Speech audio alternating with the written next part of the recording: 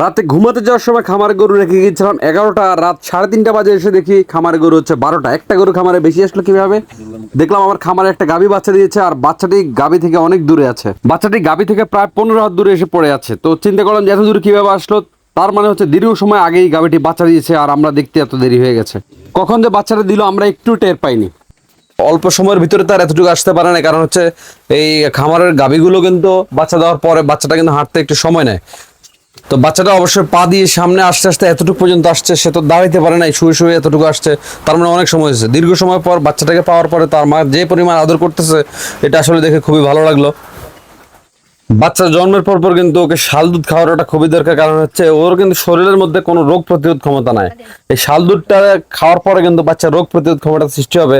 আর বাচ্চা হওয়ার আধা ঘন্টার ভিতরে কিন্তু এটা খাওয়ানোর নিয়ম, যেহেতু আমরা অনেক পরে দেখছি কখন কি হয়েছে এটা জানি না, তাই দুধ দহন করে আগে তাকে শাল দুধটা খাওয়ানোর জন্য রেডি হয়ে গেলাম।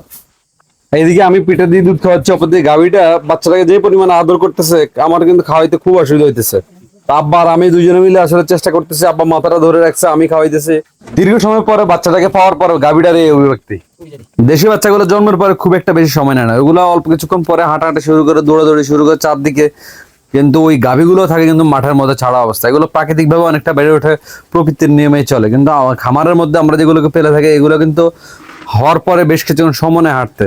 আর গাভীগুলো কিন্তু অনেকটা আপনার হচ্ছে এক জায়গায় থাকতে থাকতে দীর্ঘদিন থেকে এক রকমের আপনার হচ্ছে অনেকটা প্রতিবন্ধীর মতো হয়ে যায়।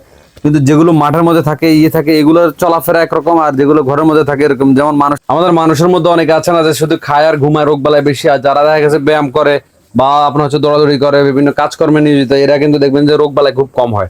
ঠিক খামারের গরুগুলোর একই অবস্থা। যেগুলো খামারের মধ্যে সবসময় বাধা থাকে, এগুলো বিভিন্ন ধরনের রোগ বালাই একটু বেশি হয়। আর যেগুলো মাঠের মধ্যে ছাড়া থাকে, এগুলো কিন্তু অনেকটা কম হয়। বাংলাদেশের হাওড় এলাকার মধ্যে গরুর পালনে কিন্তু একটা বিশেষ সুবিধা আছে, কারণ হচ্ছে ওইখানের মধ্যে ঘাস মাঠে এগুলো খায় কিন্তু গরু বড় হয়। বিভিন্ন ধরনের ভুসি দানাদার এগুলো কিচ্ছু লাগে না, আমি যতটুকু শুনলাম বিভিন্ন জনের কাছ থেকে। আমাদের এদিকে কিন্তু চারণ ভূমি কম, জমির মধ্যে ঘাস চাষ করে ওই ঘাস কেটে এনে তারপরে খাওয়াইতে হয়, যেটা অনেক বেশি ব্যয় হয়। মানুষ দুর্বল হয়ে গেলে যে ডাক্তারের পরামর্শ কিন্তু স্যালাইন দেয়, আর গরুর ক্ষেত্রে কিন্তু তার ব্যতিক্রম না। গরুগুলো বাচ্চা দিয়েছে, এগুলো কিন্তু আসলে অনেকটা দুর্বল হয়ে গেছে। যে গরুগুলো একটু বেশি দুধ দেয়, এগুলো কিন্তু ক্যালসিয়ামের ঘাটতি হয়ে যায় অনেক সময়। আমার খামারের গরুগুলো আসলে ক্যালসিয়ামের ঘাটতি হয়ে গেছে। আমাদের ডাক্তার রুবেল সরকার ভাই উনি স্যালাইনের পরামর্শ দিচ্ছেন, তাই গরুগুলো স্যালাইন দিচ্ছে। খামার আসলে গরুর দিকে সবসময় খুব তীক্ষ্ণ দৃষ্টি রাখতে হয়, না হলে বিপদ যে কোনো সময় চলে আসতে পারে। তো আজকের মতো এখানে বিদায় নিলাম। আল্লাহ হাফেজ, আসসালামু আলাইকুম।